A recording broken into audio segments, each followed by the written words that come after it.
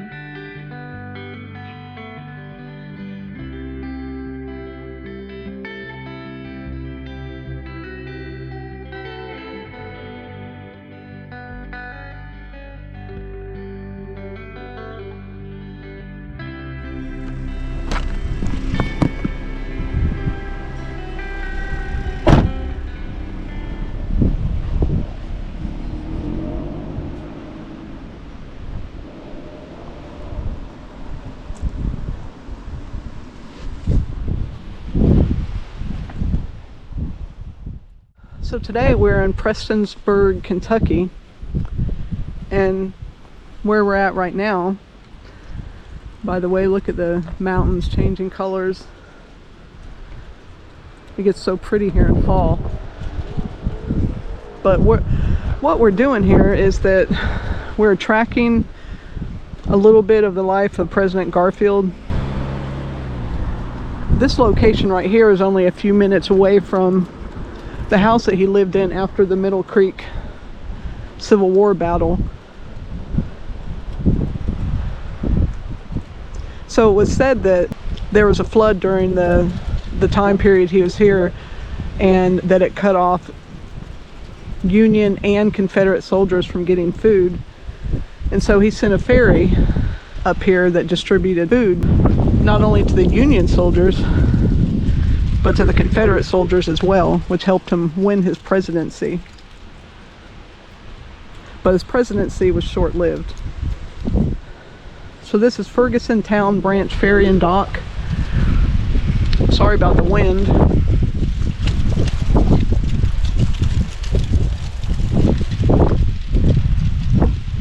Reuben Ferguson lived here and operated a ferry and a boat dock during the late 1800s. Barrels of meal, flour, corn, coffee, cotton, tools, and building materials arrived here from various ports downriver. Some of the boats were the Andy Hatcher, the Favorite, the Cricket, former site of Rainbow Arched Bridge.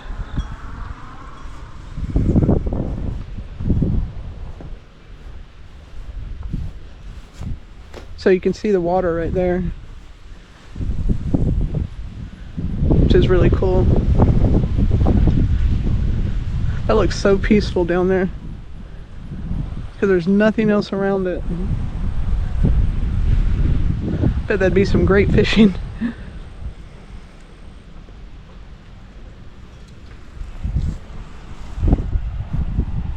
So our next stop is going to be the Middle Creek battlefield,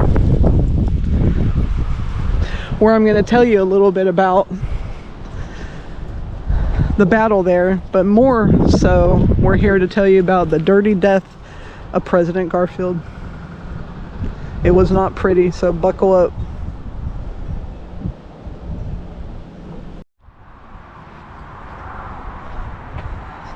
You guys like Leo's sweatshirt?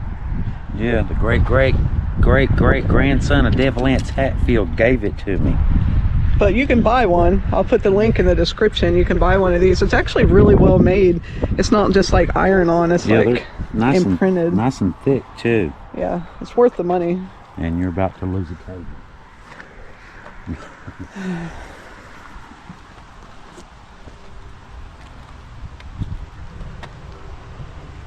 The Battle of Middle Creek was January 10th, 1862. Middle Creek was eastern Kentucky's largest and most significant Civil War battle. It was fought during the first phase of the war, when it was still doubtful which government would control the region. The Confederates never regained the strategic advantage they lost as a result of this battle. And like we've gone over in other videos, winning Kentucky was extremely important to Abraham Lincoln because he was born here.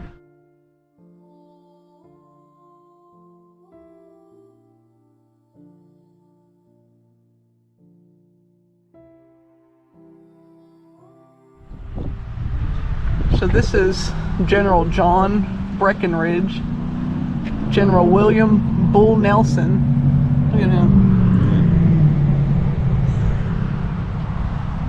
This is the Samuel May House in Prestonsburg, which we're going to visit in another video.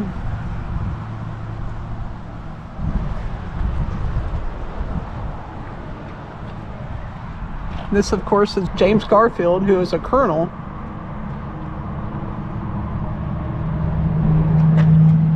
General Humphrey Marshall.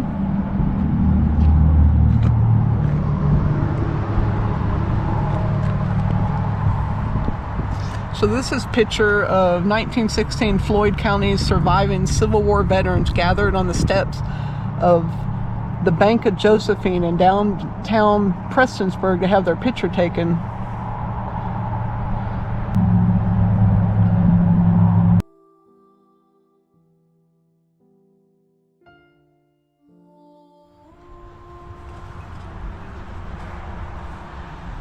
The Battle of Middle Creek.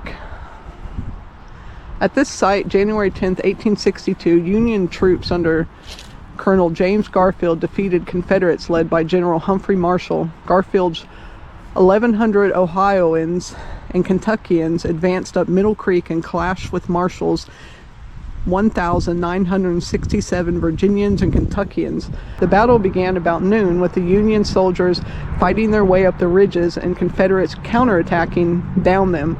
Turning point came at 4 p.m. when Garfield's reserves arrived from Paintsville. Faced with fresh Union troops and advancing shadows, Marshall withdrew his troops from the ridge and retreated. Union losses were 3 killed, 18 wounded. Confederate losses were 12 killed, 15 wounded, though I've heard that there's up to 100 killed. Yeah. Splitting hairs here, people died. There's a schoolhouse that was over there that they put the bodies in. The schoolhouse is gone now, though.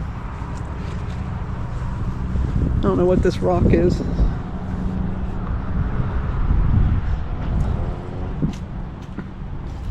There are little paths. There are little paths you can see where they're cut, and we've been down through here before. There's several other historical markers, you know, where various events happened during the battle. There's one back through there through the trees. There's a couple down here, one here, and several as you go up through there. But it's just a really pretty spot, and great big statue of Abraham Lincoln. Yeah, we'll go there and meet. Where you come in at. It's just really pretty place, even on a windy day. So why we're here is not to give you another run-of-the-mill boring presidential story. It's to tell you the little things that you may not be aware of. And this is the dirty death of James Garfield. So on September 19th, 1881, James Abram Garfield, the 20th President of the United States, died. His final weeks were an agonizing march towards death that began on July 2nd while preparing to leave Washington for a family vacation to the New Jersey seashore. So he was only about 4 months into his presidency at this point. You know, he'd won this battle. He was flying high. Things were going good. I think he had about 7 children at the time. He was 39 years old. It was said that he had a lot of energy, eloquence, and charm. Now keep in mind, we're always impartial to the stories we cover. We don't lean towards, okay, so he was a Union leader or he was a Confederate leader. Like, either we're just doing the story according to him as a human being and what happened to him. And that's the way we do all stories, whether it's Hatfield McCoy, whether it's You know, unless they're just outwardly blatant, horrible, you know, child murderers or whatever, you know. Undeniable evidence. We try to be fair. And so he was supposed to be very charming. He was also in a very good mood that morning.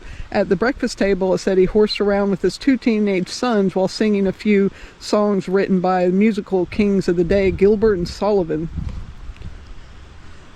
So a few hours later, the president was strolling through Baltimore, and the train station, before he reached the platform, a mentally disturbed lawyer named Charles Gateau, I think it's pronounced, that may be wrong. Everything I pronounce is usually wrong, just so everyone knows. He broke through the crowd. He shot Garfield twice. The first bullet grazed his arm, but the second passed under the first lumbar vertebrae of his spine and lodged in his abdomen. Fully conscious and in awful pain and unable to stand, it says that the president yelled out, "My God, what is this?"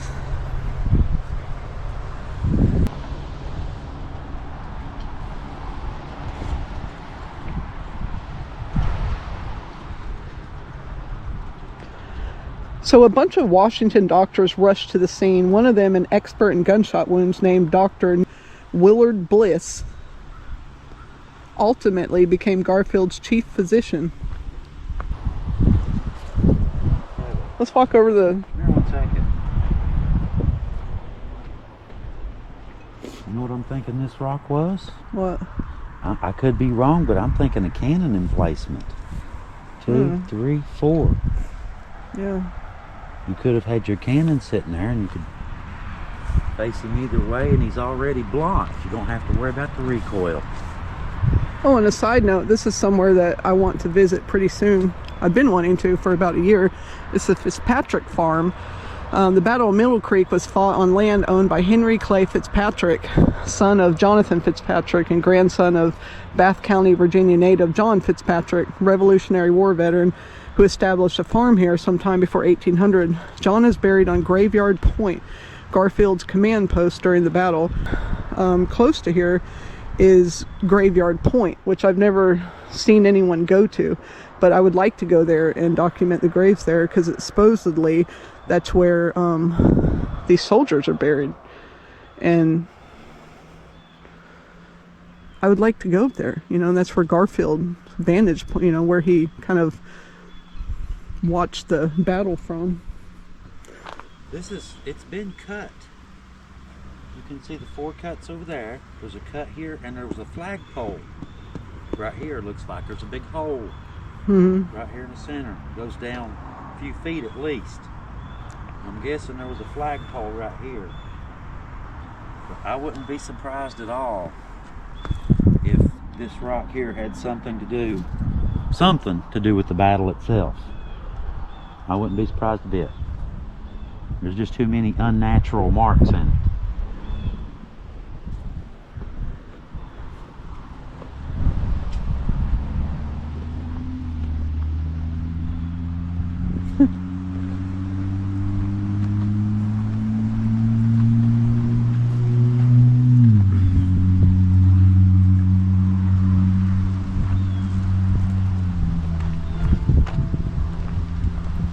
Notice the flags? I saw that one the other day up on top of the mountain.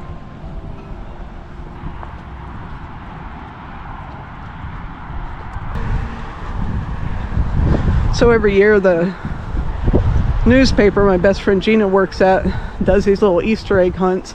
I came out with her before Easter and helped her hide the eggs, and we kind of looked around here to try to hide an egg. There's an opening behind here that we considered putting it in but didn't. Right here. Oh, they closed it. This was open.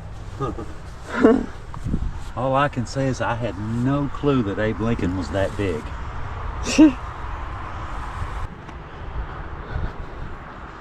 So back to this gruesome story of Garfield.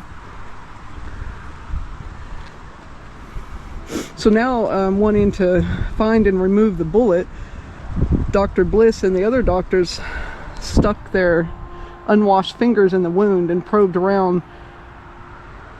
And this is without applying any numbing powder or ether or anything. In late 19th century America, such searches were pretty common for medical practice for treating gunshot wounds. No antibacterial either. Yeah, no antibacterial, not a real good grasp on how infections even work, or any way to even fight the infections, really. No antibiotics. The key principle behind the probing was to remove the bullet, because it was thought that leaving buckshot in a person's body led to problems ranging from morbid poisoning, they called it, to nerve and organ damage. This was the same method the doctors pursued in 1865 after John Wilkes Booth shot Abraham Lincoln in the head, ironically. So they took President Garfield back to the White House, where the medical treatment truly became brutal. Still hell-bent on finding and removing this bullet, the doctors argued whether it damaged the spinal cord, because President Garfield was complaining of numbness in his legs and feet, or one of the many organs in the abdomen. So Dr. Bliss even recruited Alexander Graham Bell to apply his newly invented medical detector to find this bullet. So if they would have just probably left the bullet in there, he might have stood a chance. As the summer waned, President Garfield was suffering from a scorching fever, relentless chills, and increasing confusion. The doctors tortured the president with more digital probing and many surgical attempts to widen the 3-inch wound into a 20-inch long incision, beginning at his ribs and extending down to his groin. It soon became a super infected, full of pus gash. This assault and its aftercare probably led to the overwhelming infection known as sepsis, which in Greek means to rot. It's a total body inflammatory response to an overwhelming infection that's almost always ends not good. The organs of the body simply quit working. The doctor's dirty hands and fingers are often blamed as the vehicle that imported the infection into the body, a period where many doctors still laughed at germ theory, which is funny. There might have been many other sources of infection as well. We have no way of knowing what was all going on here. During his last 80 days of life, Garfield wasted away from a plump 210 pounds to a bony 130. On September 6, a special train transported him to a seaside cottage at Long Branch, New Jersey. The president's final breaths were taken on the evening of September 19th, clutching his chest and wailing, this pain, and then he died. Without the aid of a stethoscope, Dr. Bliss raised his head from the president's chest at 10:35 p.m. and announced to Mrs. Garfield and the medical team around him, "It is over. The assigned causes of death include fatal heart attack, the rupture of the splenic artery, which resulted in massive hemorrhage, and more broadly, septic poisoning." There is indeed a grain of truth of the person that shot Garfield. He said, "The doctors killed Garfield. I just shot him." But his assassin was later found guilty of murder and sentenced to death, even though he was one of the first high-profile cases in American history to plead not guilty by reason of insanity. He was hanged on June 20th, 1882 in Washington, D.C. The president desperately needed a modern medical miracle long before his doctors were equipped to produce one. He was then buried in Cleveland, Ohio, back in the state where he was born.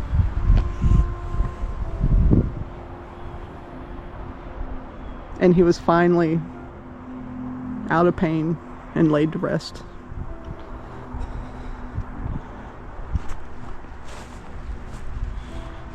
And thus concludes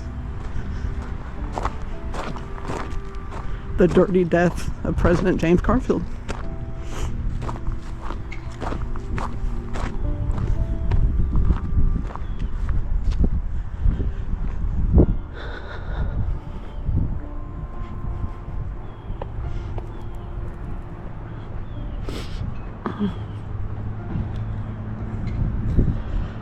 So thank you for joining us today on the Hillbilly Files. I hope you enjoyed our little video. And from Prestonsburg, Kentucky. From the Middle Creek battlefield. The Middle Creek battlefield. Hillbillies out. See you guys next time.